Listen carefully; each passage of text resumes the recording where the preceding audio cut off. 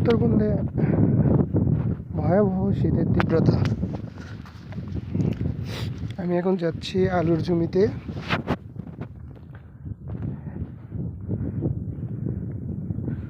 দেখতেই পাচ্ছেন চারদিকে কিছু দেখা যাচ্ছে না।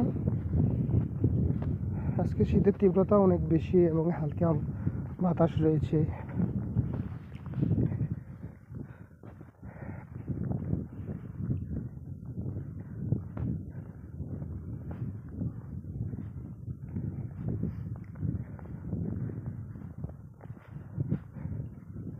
এগুলো হচ্ছে আমাদের আলুর গাছ।